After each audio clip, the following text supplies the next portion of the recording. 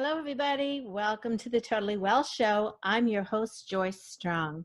The Totally Well Show is a place where we get curious, ask questions, and explore everything to do with health, wellness, fitness, personal development, helping people, and all the things it takes to help you live a strong, joyous life.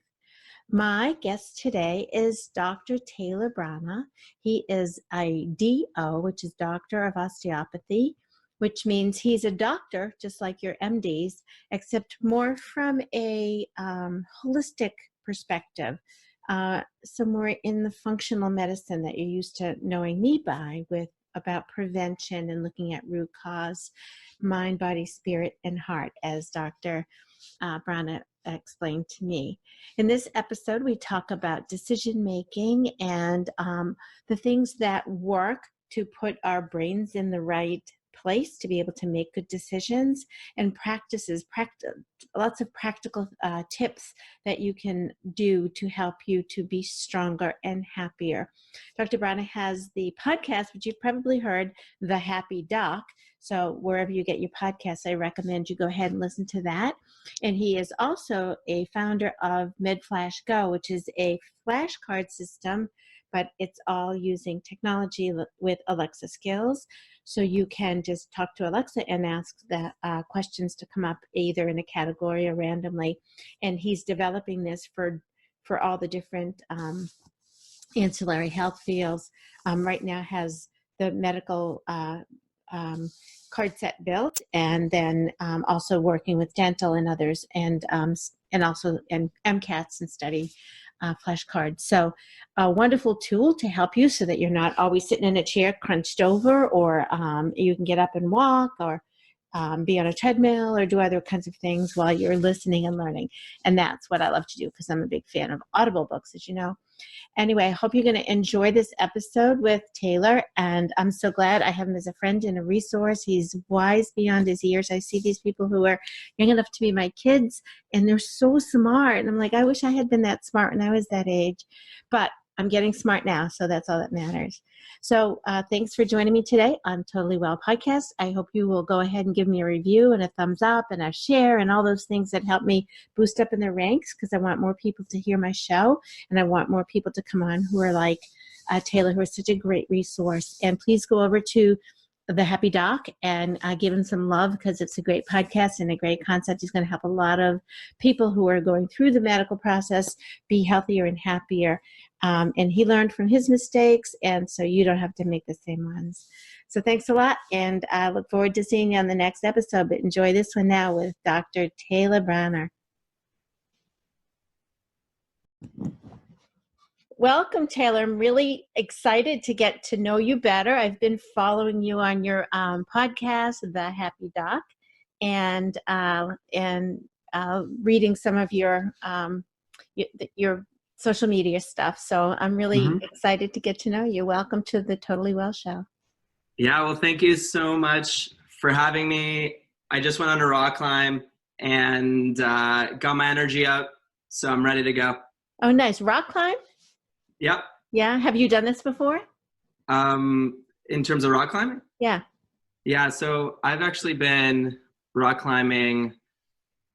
I've been rock climbing now for 3 years. Okay. And, what I really enjoy about it is I get to just get lost in the moment. I get to look at the wall. Every problem is a little bit different. It's very challenging to the mind. It's challenging to the body. Yeah. But on a spiritual level and on a more character level, I'm always looking for the next thing. So it's just, it very much so aligns with what I look forward to in life. And I think whenever I'm able to kind of stretch what I can do on the climbing, it's also very metaphorical to what I can do in life. So I really enjoy the practice. It's been awesome. And I have a gymnastics background, actually. So. Oh, yeah. I was going to ask you that, because you had mentioned in one of your podcasts about your athletic background. And I saw at Temple you did kinesthesia. Say it for me. Kinesiology. Anesthesiology. Yeah. And so I knew you had that background as well. And plus, I did want to let people know what you do now, and and satisfy that question about, I accidentally called you MD. I didn't mean to give you a demotion. Oh, no worries.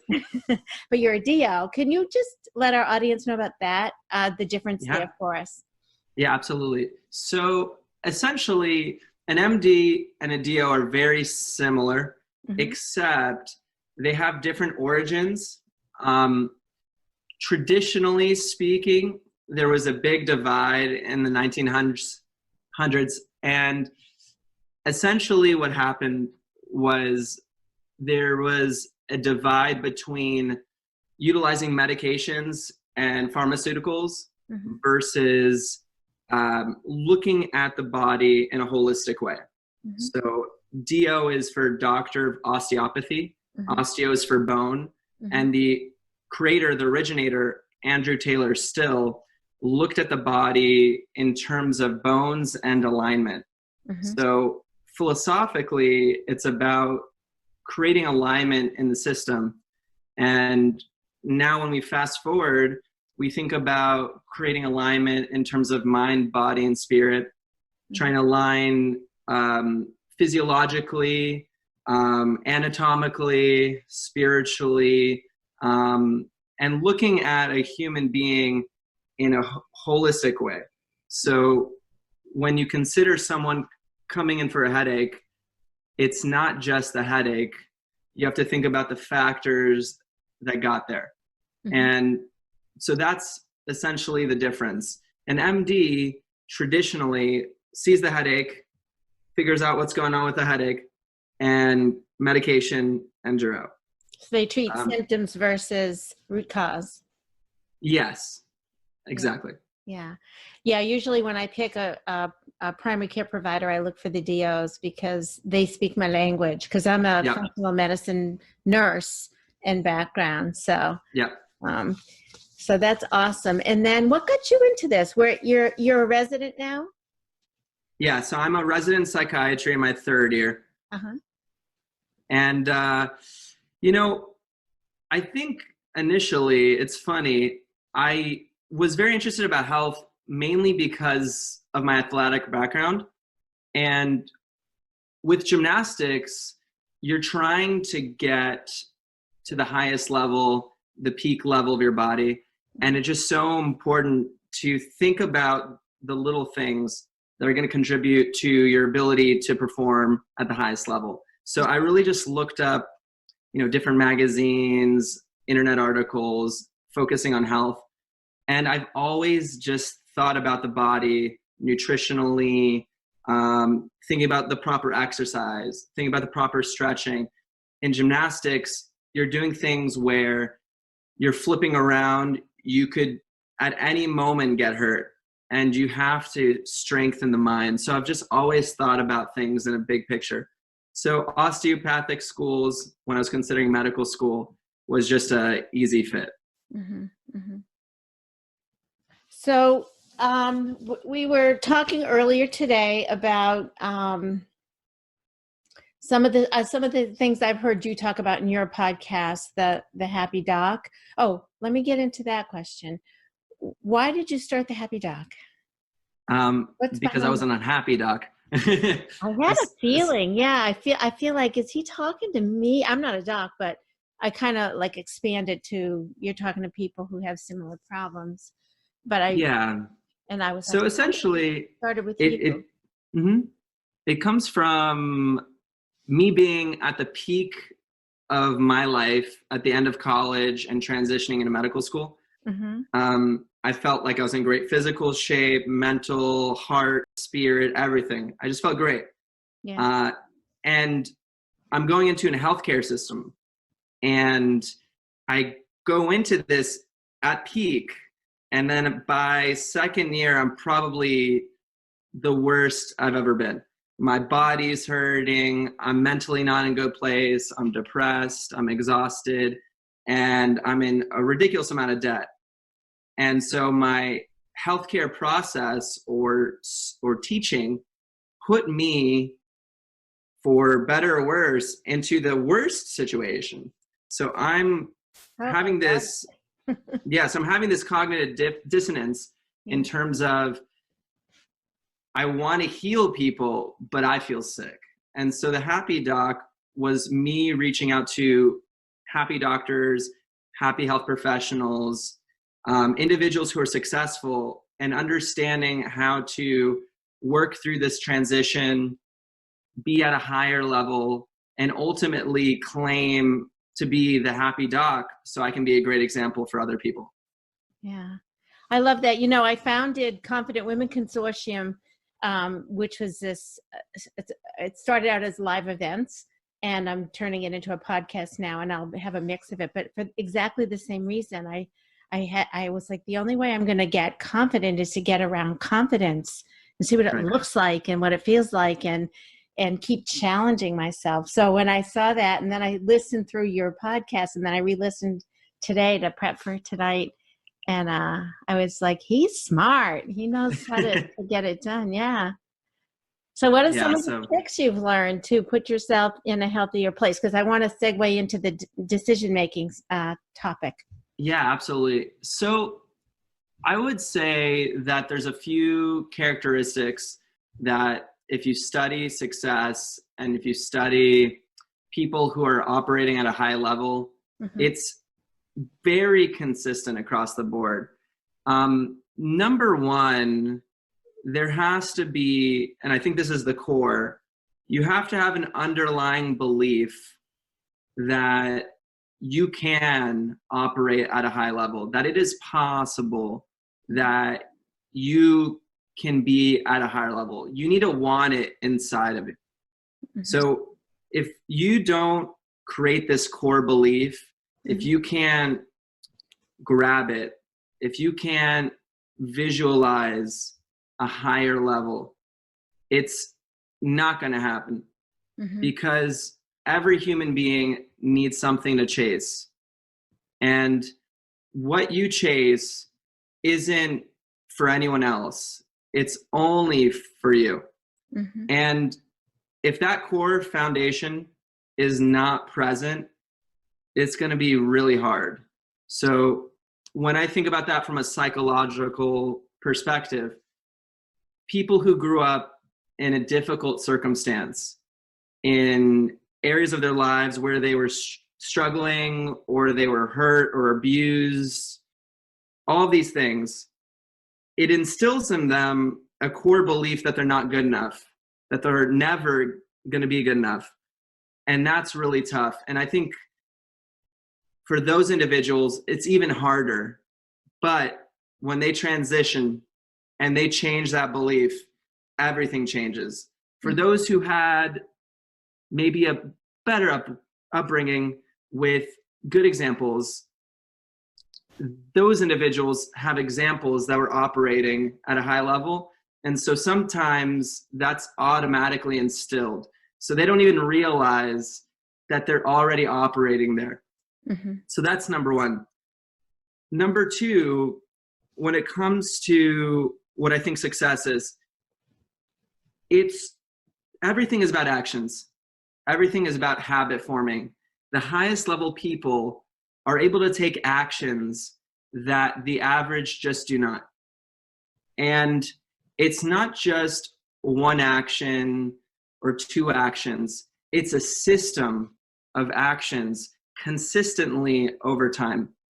So when you have that belief and you've created that visualization of who you might be, what you want, what you're going towards, I separate these things into mind, body, spirit, and heart. So what thoughts do you want to have in your mind? How does your body want to feel? What do you want to feel in your heart? What emotions do you want to have? And what are your spiritual goals? What is your why? What is your core reason of being? Those types of things, when you're creating that visualization and that belief that you can achieve it, paired with the action that is going to take you there, that is the ultimate combination. So to get there, you have to create, again, and we talked about David Meltzer earlier, we only have 24 hours a day, and you need to look at a calendar You have to develop the consistent routines, the habits, and the actions that will actually incrementally take you there. Mm-hmm. The successful take those actions. So I would say those two things are probably the most important. A third one I would add, and Tony Robbins talks about it a lot, is changing your standards. Every individual who is successful over time understands that if you're going to change your life, the only way to really change it is to change and elevate your standards over time. Changing a standard means you won't ever cross below it again. It is a standard. It's just something you operate at. The average operates at an average standard. The below average operates at a below average standard. Mm-hmm. And then the exceptional operate at an exceptional standard. So we could talk about what that looks like, what the actual actions are, what are some of the things I do, but those are the main operating pieces that will really get you there. I'm curious what you meant by standard. What's an example of some standard that you would set? So a standard might just be the fact, let's talk about body and exercise for a second. A standard for me is essentially I work out every day. Mm-hmm. There's no drop in that. Mm-hmm. I have an exercise of some sort and I'm stretching and I'm moving every day. Mm-hmm. I have to. That's it. Mm-hmm. Non-negotiable. There's no choice. Yeah. My body must move. I don't care if I'm partying. I don't care if I'm having a late day at work. It's going to happen. Yeah. That's it. Why? Because the state and the energy level of my system is dependent on movement. Your body is built on fluid and blood and lymphoid tissue. The only way your body's going to pump, the only way your blood flow and your energy is going to stay high, the only way you're going to clean your system is through movement. The veins, and specifically the lymph tissue, there is no pump. Mm-hmm. There's nothing. The only way to move and strengthen your immune system is through movement. Mm-hmm. There's no other way around it. So for me to operate at high energy, my body needs to be at a high energy. And that's a standard that raises my physiology, raises my state. Mm-hmm. So my energy is higher, and then I'm able to do the other things much better. Very nice. Now, I've been getting interested in this subject of decision making, and it I can't even tell you exactly who started me thinking about this, but I've been doing coaching and been in the medical field for over 30 years as a nurse and as a coach. I hear all the time people say, I know what to do, I just don't do it. And even in these great books like James Clear, Atomic Habits, or all the, you and I listen to podcasts, we read, we're up on the current stuff. The new book by the Perlmutters, Brainwash. Gary Epler has a book on called Alive with Life. He's an MD here in the Boston area. And what I'm hearing from a lot of these people is that a hint of that missing link is what I'm thinking of it as. Like, what is that piece we as healthcare professionals are not conveying? Certainly, and when I teased about, I didn't really mean to diss the MDs, but they're coming along. Some of them, I interviewed Austin the other day, and he was great. And he's like he's, much more holistic. Of course, his dad, look where he grew up. So, but that's what they talked about, that missing piece of why are we not doing it? And then it got into a discussion of brain health. And I heard you use some of the terms about the amygdala and the PCC, the posterior cingulate, and the frontal cortex, or the prefrontal cortex, or the pleasure center, the nucleus accumbens. And we're looking. And so what I got from the conversations, especially with Dr. Epler, was almost like there are rooms in our head, and when you're in that room, it's the wrong room because you're in the amygdala, you're in the emergency center, the Right. motor room, I call it. And you cannot make a good decision if Right. you're stuck there. So why are we stuck there? And that's what I wanted to see if I get more of what's behind that. Especially, I'm not like a woo language person. I like the science. So, the way, I'm going to just remove this real quick. So the way we ultimately differentiate in psychology and psychiatry is, and the way I actually teach this to patients is we have the emotion mind, we have the logic mind, and we have the wise mind. Okay. Now the wise mind sits right in between those two pieces. Instead of talking about anatomy, because again, I could talk to you about anatomical regions all day, but that's not how humans think. Humans are either in their emotion mind, they're in the logic mind, or in the wise mind. Yeah. The emotion mind, and where a lot of people can struggle, is when something activates you. Emotion is thoughts with energy. It's not just a thought. It's a moment in time where something triggers you. It reminds you of something. A smell gives you, if you smell a nice donut, maybe that reminds you of the first fresh hot donut you had when you were growing up, right? Whatever that is, there's an emotional trigger that comes up. There's positive triggers and there's negative triggers, right? Whatever that trigger is, it's generally housed within our memory. I talked about it before. The amygdala and the hippocampus are so close together. Mm-hmm. They're locked in, essentially.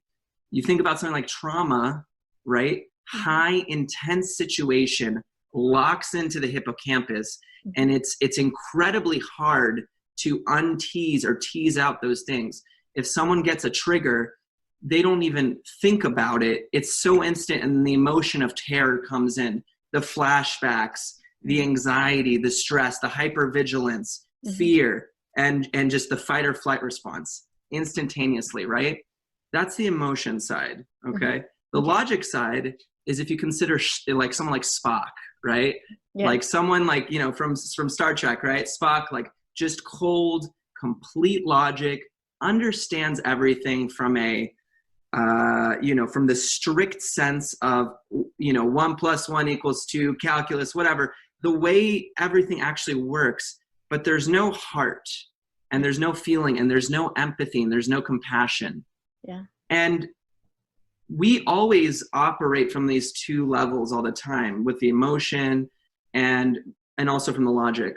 But the wise mind combines the two. And so when you can operate from wisdom, a lot of people get there through meditation. A lot of people get there through whatever gets them into flow states.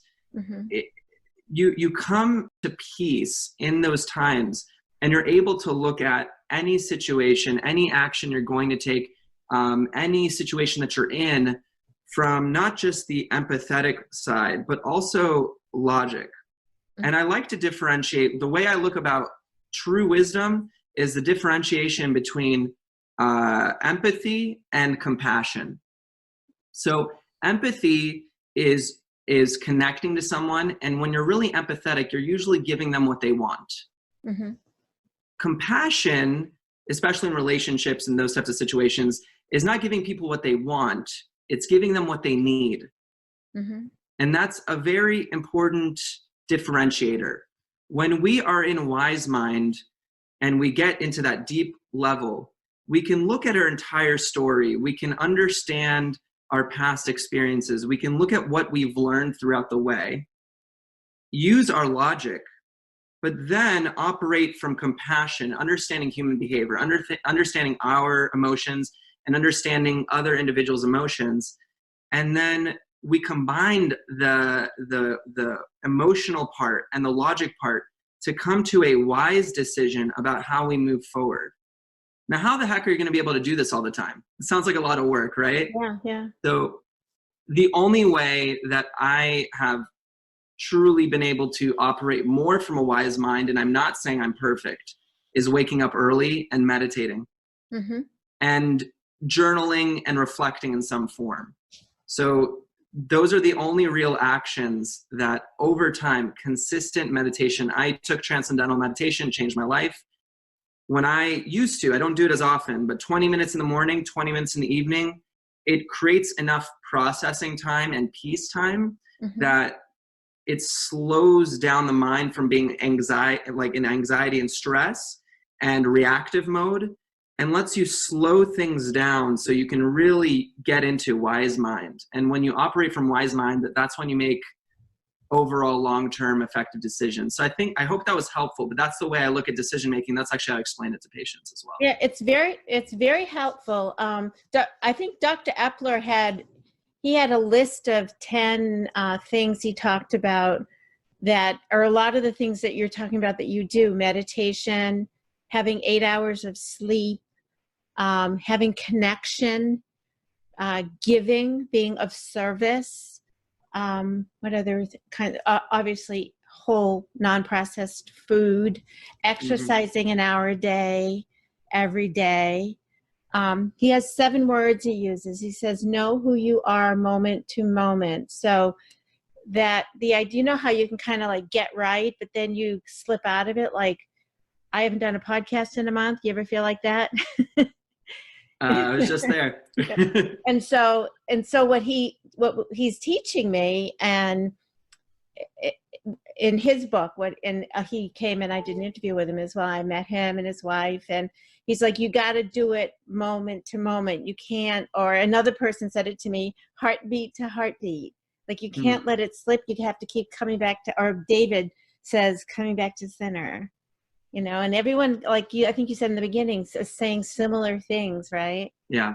So, so I loved hearing that these are actually techniques to pull me back sooner, that I can actually say, wait a minute, I'm sitting here being really judgy or poor me, or I can tell I'm in the wrong place in my brain, wherever it is. I don't want to be there.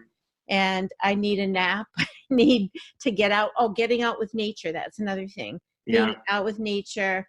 In Brainwash, they talk about getting rid of your phones and digital, that sort of thing, so that you can play with your kids or your grandkids and have real, like we're doing, having authentic communication with another person. Because I feel, I'm so happy coming into this, and I'm going to feel even better when I'm done, because I connected with you. Yeah, absolutely. And there's something I want to point out in there.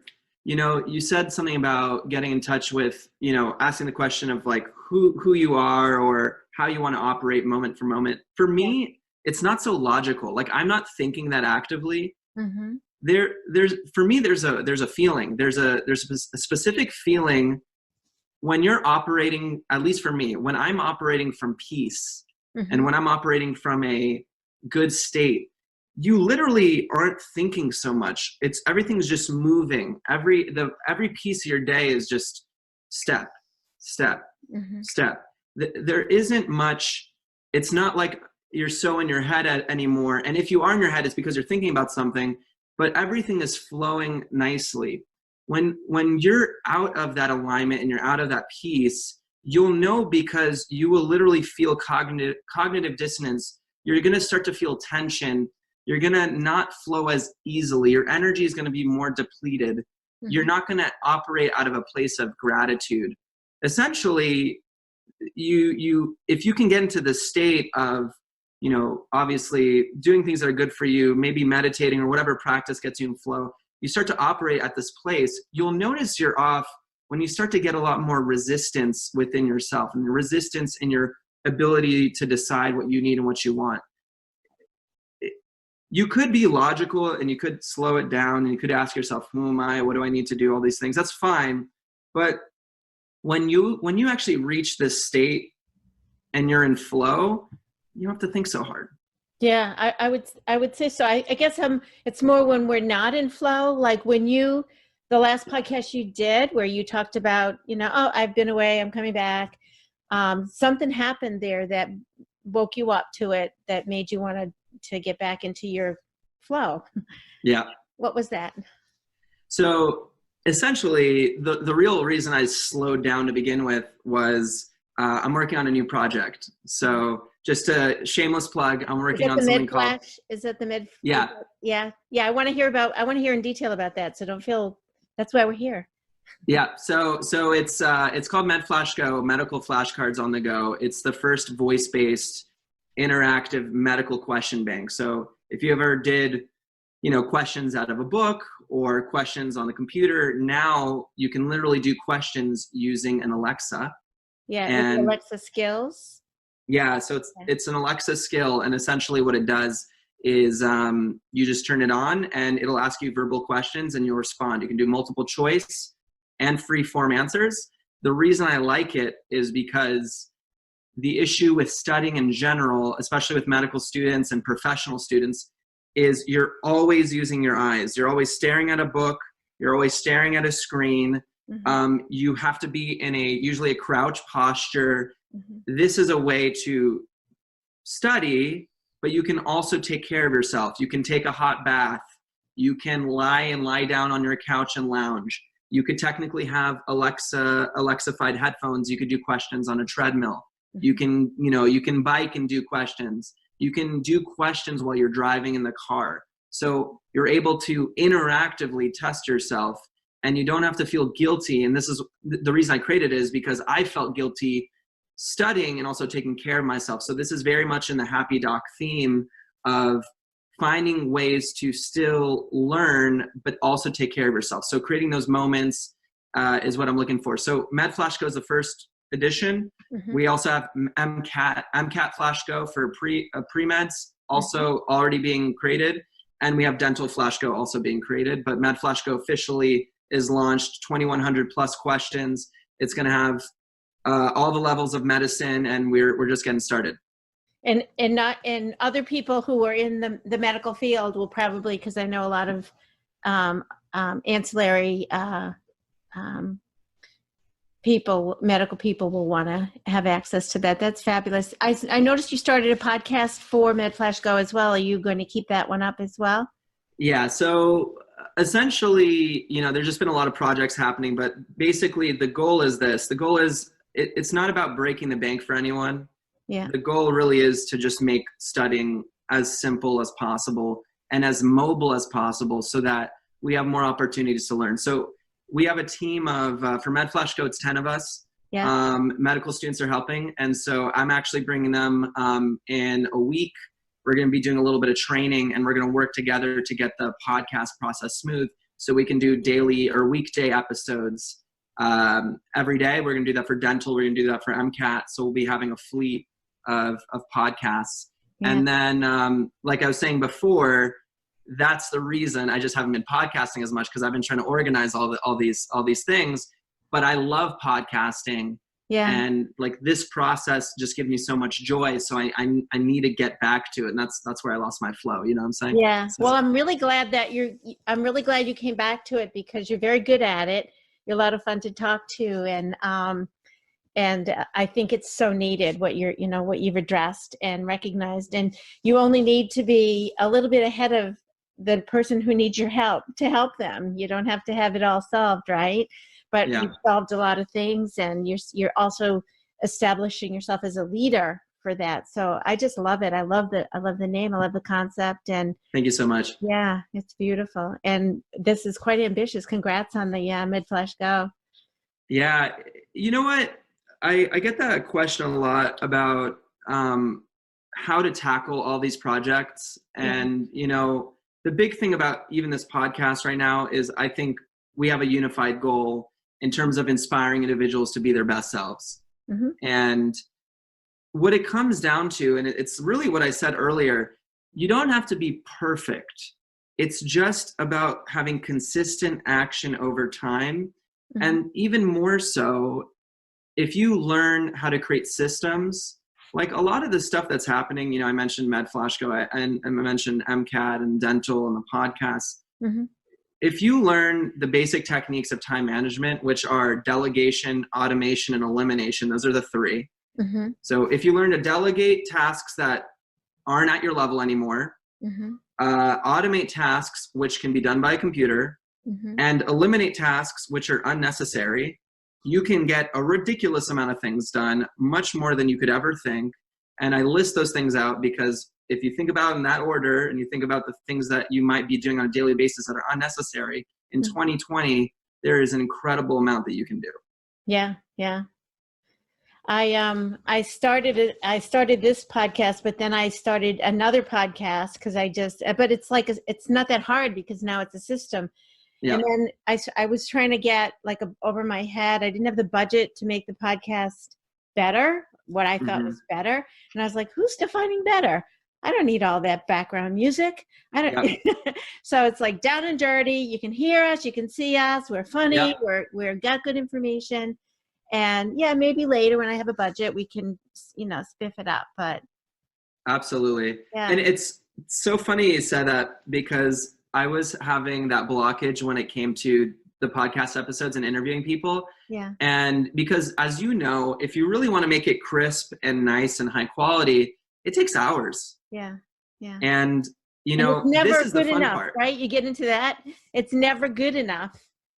Yeah. You get absolutely. Again, the perfection mindset. But this is the fun part for us. Like, we're having the conversation, we're having a good time, the questions, the answers, like, we're both smiling right now, all of that. This is fun. Like, this is the enjoyable part of the experience. It's the 2 to 3 hours afterwards of post-editing, cleaning up the audio. Ooh, I don't like how this sounded, ahs, whatever.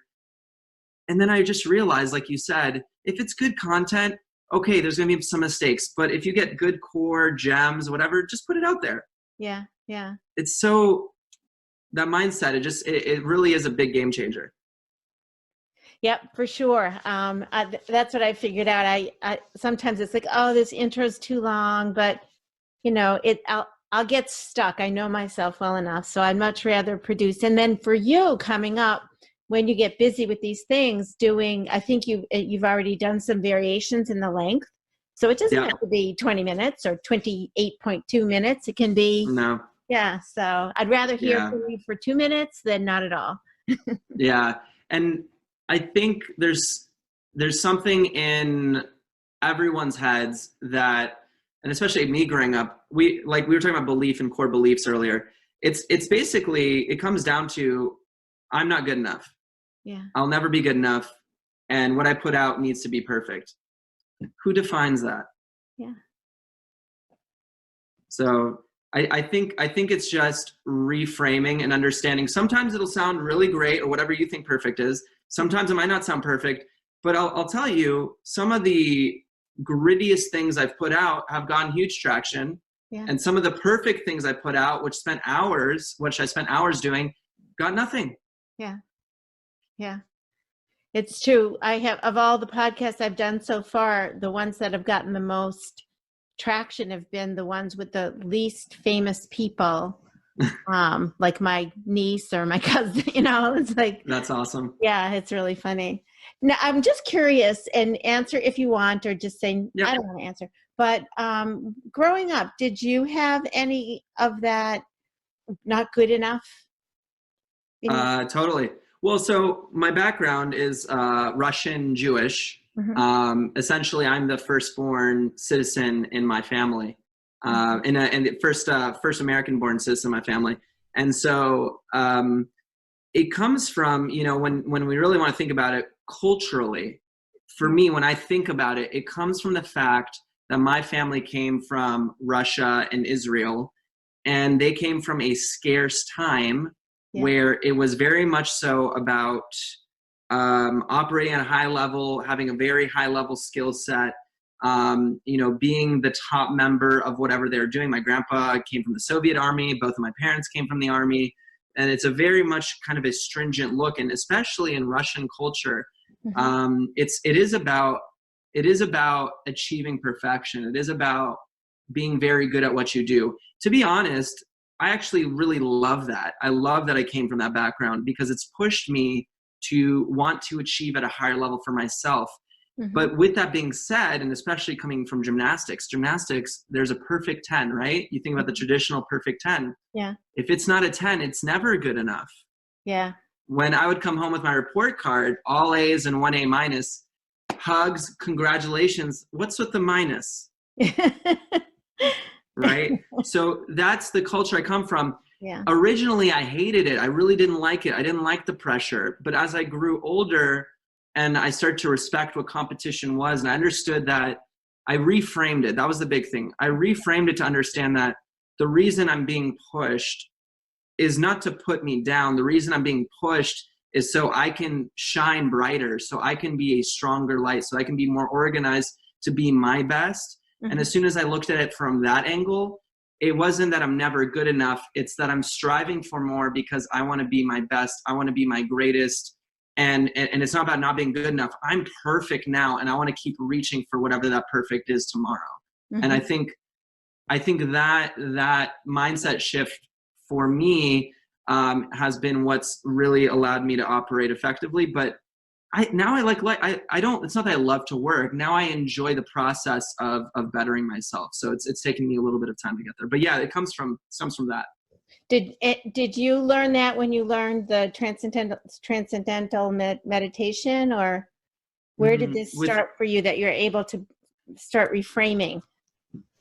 You know, I couldn't pinpoint a time. I would say that I didn't like the pressure as much. I felt like I always had the weight of the world on my shoulders because I was probably one of the more talented people in my family in terms of my achievements and those types of things. So I often felt that it felt like a sense of burden, like I was having some burden shifted on me. I think when I went to college and I gained my independence, and especially with my team members there, it felt like we were working together on something. You know, so I went to Temple in Philadelphia. I was a Division I team. And so gymnastics became less about myself and working hard and achieving more and all this stuff. It became something that unified us, and we're trying to go for, to win our competitions and that stuff.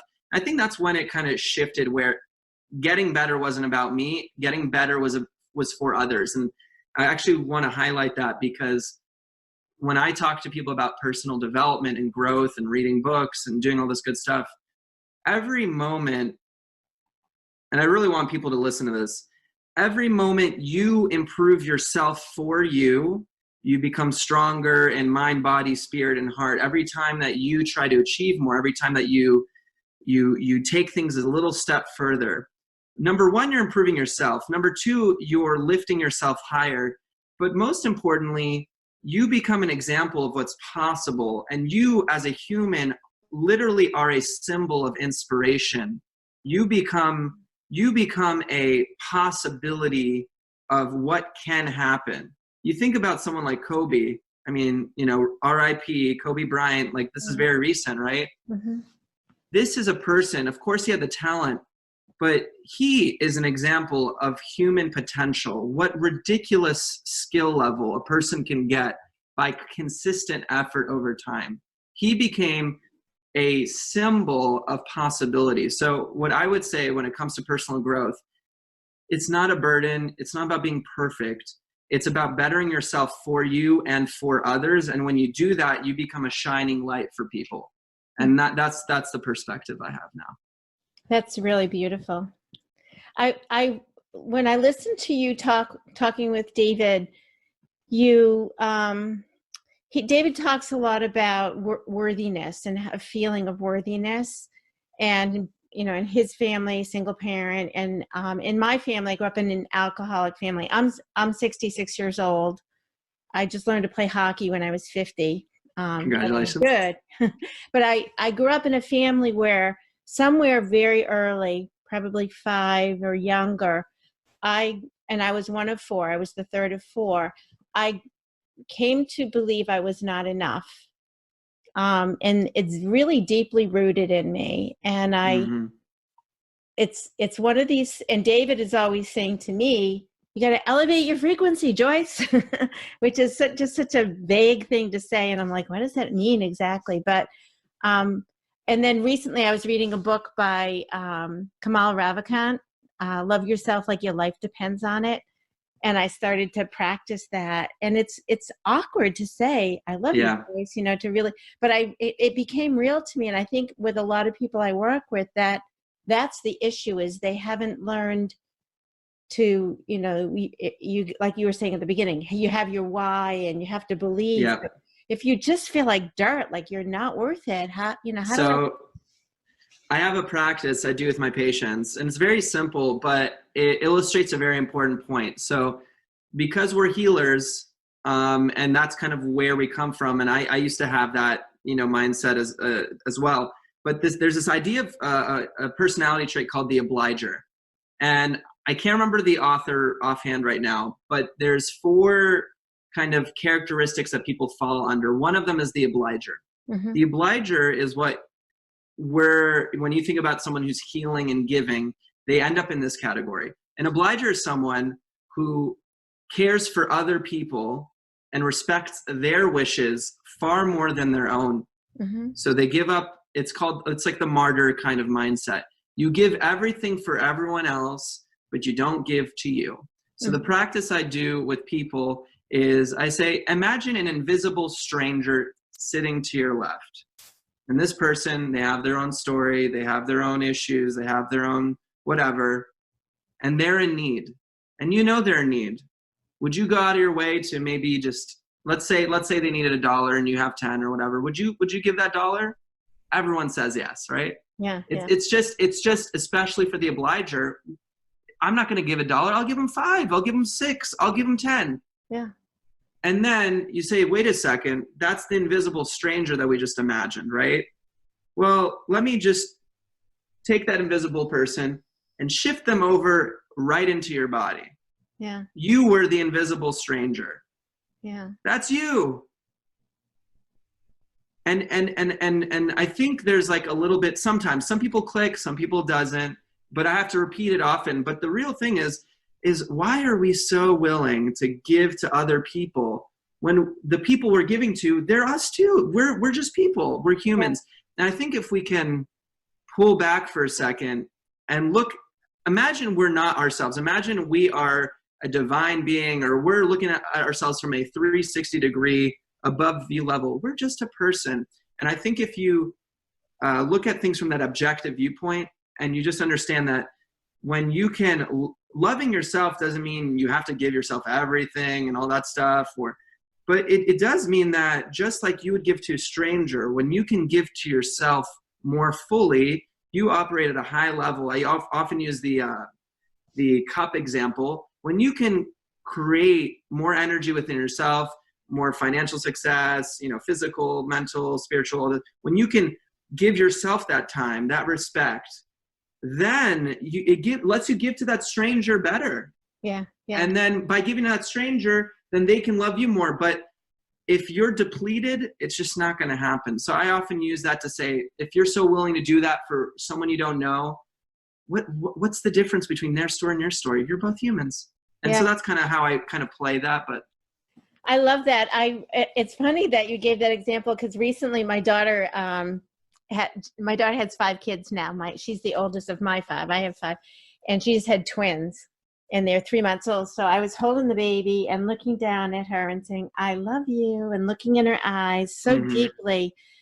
And then I imagined she was me as a baby. And I kept saying it, and I was saying it to myself. And that's kind of what I took from with Kamal's work, and what David Meltzer says also, the repetition of it. Like it's okay to say it, but saying it over and over. So you kind of like rewriting it in your brain, reminding yourself that was the old time. You used to think that when you're only 5, you didn't know better. You were protecting yourself, whatever, but you're an adult now. You're safe. But that practice of putting it external and bringing it into you and letting those two things down, that's awesome. That technique works very well for the natural obliger, because it makes perfect sense. Like, oh, I would be that willing to give them. Yeah. And then you just transition it back. Whereas someone who's overly, let's just go into, if we're going to say the stereotypical selfish, right? They give themselves too much. Yeah. And then forget to give back. So then it just becomes all ego and no altruism. And in fact, when you help other people, it helps you too. So yeah, that's one of the things that I think gets you into the right part of your brain. And right, you get fearful when you get all ego. It's about, I don't want to lose anything. Right. Yeah. Great stuff. Well, I really appreciate having this conversation. Is there anything that we haven't talked about that you wanted to talk about? Not specifically, but what I would say is, in terms of the topic of happiness, a big thing that's taken me a long time to figure out and just so important is, and especially for people who are caregivers and healers and those types of things, is at the end of the day, no one is going to hand you your happiness. Yeah. You need to be your greatest self-advocate. You are the one who lives in your body. You are the one who lives in your mind. You're the one who knows your spirit. So, you know, when you have your space where you can just be yourself and you find your peace, understand what it is that you want and what you want to go for in life. It doesn't matter what anyone else wants for you. You have to figure out what you want, because when it becomes authentic, people, and again, when you talk about frequencies and all of that stuff, when you have that, what I like to call is the feeling of alignment, everything flows through you naturally. You feel aligned. People can feel an authentic human being. And if you think about someone who's fully aligned, it is so much easier to achieve what you want. And when you achieve what you want, you give permission to others to achieve what they want. So it's this really weird paradox where when you finally just grab what you want for you, you give everyone else that permission. So when it comes to happiness, be your great self-advocate. If it doesn't work if you cannot advocate for yourself, use the invisible human as a practice. Advocate for that human. Make yourself an invisible clone. Give everything to them and then put them inside of you, because at the end of the day, once you advocate for yourself, you allow other people to self-advocate. When you become strong, you let your family be stronger. And ultimately, I think when it comes to happiness and you let your cup flow, that's when we're all going to operate at a higher level. So I would just want to, finish with that. That's beautiful. The connectedness of the universe, that we're all connected and we're all from the same. That's beautiful. I want to make sure people know how to reach you and all the places that you like to be contacted. Sure. So basically the podcast is The Happy Doc. I'm putting out daily episodes, so you can check me out on the Happy Doc podcast, wherever you listen to podcasts. Our channel is at Happy Doc Podcast. And if you personally want to reach out to me, just send me a direct message through the at Happy Doc Podcast on Twitter, Instagram, Facebook, and let me know that you heard me on the podcast, and then we'll take it from there. But Joyce, I really appreciate your time, and I was really happy to have this conversation. Me too. I've been looking forward to it. I'm grateful for all that you do to help others, and you've helped me and elevated my frequency. So I really appreciate that. If there's anything I can do going forward to help share or do anything with your stuff, please do let me know. Thank you so much. Thank you.